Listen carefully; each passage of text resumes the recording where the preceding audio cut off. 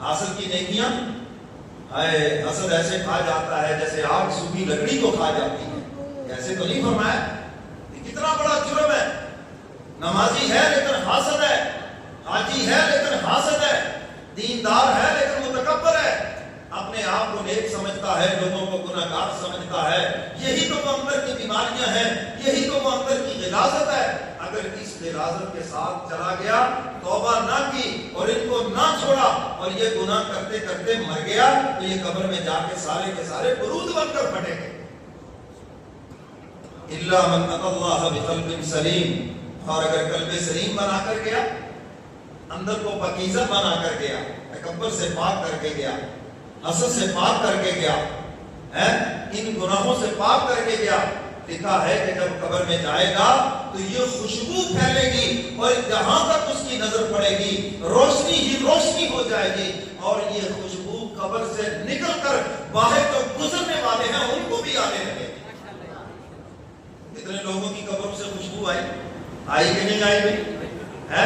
آپ نے دیکھا جی فلاں آدمی کی قبر سے خوشبو 3 دن تک جاری رہی، 2 دن تک جاری رہی۔ یہ خوشبو کس چیز کی ہے؟ یہ انہی نیک اعمال کی خوشبو ہے۔ یہ جو اپنا اندر پاکیزہ بنایا ہے، یہ جو اندر خوشبودار بنایا ہے، اس خوشبو کی وجہ سے قبر میں بھی خوشبو پھیلی ہے، اور قبر کے اوپر بھی جو لوگ آئے گزرنے والے ہیں انہوں نے بھی اس خوشبو کو سونگا اور سونگ کے کہنے لگے یہ دنیا کی خوشبو نہیں، جنت کی خوشبو ہے۔ تو جی بات سمجھ آئی ہے کہ نہیں؟ اس لیے اس اندر کو پاکیزہ بنانا ضروری ہے، اندر کو پاکیزہ۔ تو ظاہری خوبصورتی تو اللہ نے سب کو عطا فرمائی، ظاہری طور پر تو ساری خوبصورت ہے۔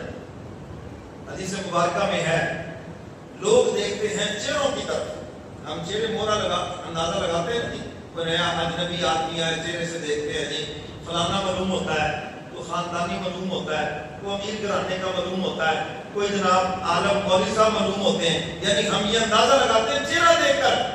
فرمایا دنیا چہرے دیکھتی ہے، اللہ فرماتے ہیں میں تمہارے دلوں کو دیکھتا ہوں۔ دلوں میں کیا ہے؟ اگر دل میں ایمان ہے، دل میں اللہ کی محبت ہے اور اس کے محبوب کی محبت ہے، اللہ فرماتے ہیں پھر یہ اتنا قیمتی ہے، اتنا قیمتی ہے دنیا والے پھر اس کی قیمت ادا ہی نہیں کر سکتے۔ نماز جنازہ کے اندر آپ دیکھیں امام میت کے سامنے جب کھڑا ہوتا ہے تو سینے کے برابر یا دل کے برابر کھڑا ہوتا ہے، اس میں ایمان ہے اور اس کے اندر ہی نیک اعمال ہے۔ پیٹ کے برابر کھڑا نہیں ہوتا، اس میں گندگی ہے، بہانہ ہے اس کے اندر۔ تو سینے کے برابر کھڑا ہوتا ہے، اس میں ایمان اور نیک اعمال ہے۔ یہ الگ بات ہے کہ بعضوں کے سینے پیٹ سے بھی زیادہ گندے ہیں، اتنی گندگی سینے کے اندر۔ میرے محترم سامعین، خانقاہوں کے اندر انہی چیزوں کی تیاری کرائی جاتی ہے، انہی بیماریوں کا علاج کیا جاتا ہے، اور یہ بیماریاں بھی ایسی ہیں کسی ڈاکٹر کے اسٹیتھوسکوپ میں بھی نہیں آئے گی، اس کے تھرمامیٹر میں بھی نہیں آئے گی۔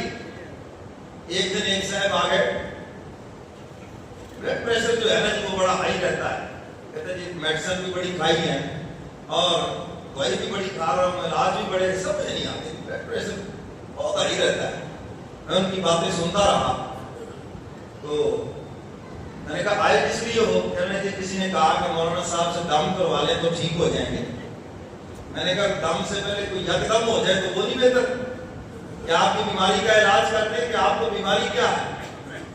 میں نے ساری باتیں سننے کے بعد اس کو کہا کہ تمہیں ہے حسد کی بیماری، تم اپنے رشتہ دار کی یا کسی پڑوسی کی ترقی نہیں دیکھ سکتے، جس وجہ سے ٹینشن لیتے ہو، تمہاری شوگر بھی ہائی رہتی ہے، تمہارا بلڈ پریشر بھی ہائی رہتا ہے، ساری دنیا کے ڈاکٹروں کے پاس چلے جاؤ، ساری دنیا کے علاج کروا لو، نہ تمہاری شوگر کنٹرول ہوگی، نہ بلڈ پریشر کنٹرول ہوگا، جب تک تمہاری اس روحانی بیماری کا علاج نہ ہو۔ جب تم حسد چھوڑو گے، دوسروں سے جلنا چھوڑو گے، انشاءاللہ تمہارا بلڈ پریشر بھی کنٹرول ہوگا، شوگر بھی کنٹرول ہو جائے گا۔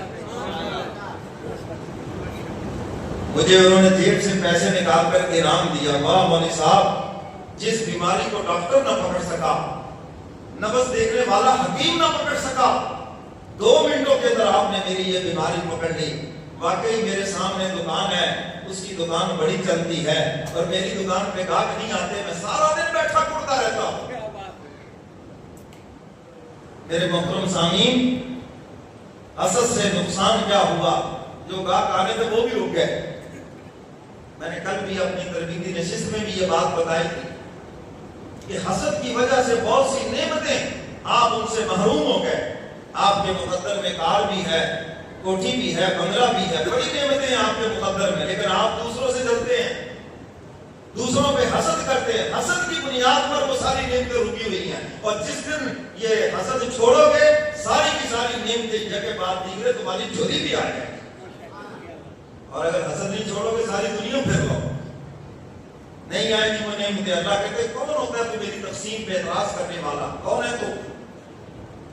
میری مرضی جس پہ فضل کروں، تو کون ہے بیچ میں ٹانگ پھنسانے والا؟ ٹانگ پھنسائے گا، ہم تجھے یہ نعمتیں نہیں دیں گے، اور اگر یہ تیرے پاس نعمتیں ہیں ایسی مجبوری ڈالنے کے ساری ظاہر ہو جائیں گی، بک جائیں گی۔ شیطان کے پاس کتنا بڑا مقام تھا، آدم علیہ السلام پر حسد کیا، جس مقام پہ کھڑا تھا وہ بھی گیا، اور جو آدم کا مقام تھا آج تک اس کو نہیں ملا۔ فخرج انک رجیم، دفع ہو جا، ذلیل ہو کر نکل جا ہمارے دربار سے۔ تو حسد یہ شیطانی مرض ہے میرے محترم سامعین، اسی لیے خانقاہوں کے اندر ان بیماریوں کا علاج کیا جاتا ہے۔ تو بھائی اندر کو پاکیزہ بنانے کے لیے سب سے پہلا کام